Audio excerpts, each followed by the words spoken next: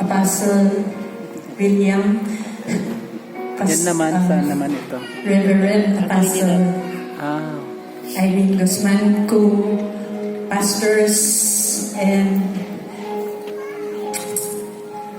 amin tayo dito it's really a great joy to serve the Lord, even through thick and thin.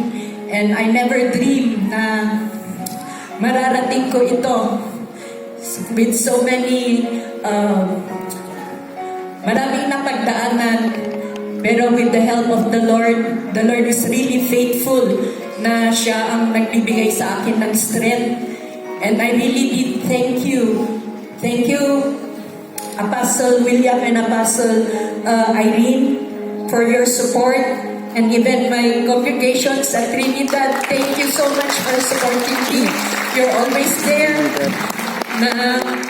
But I'm really challenged. As I said to the Lord, I will give my all and all in Him. As long as I live, I will serve the Lord faithfully. Thank you so much.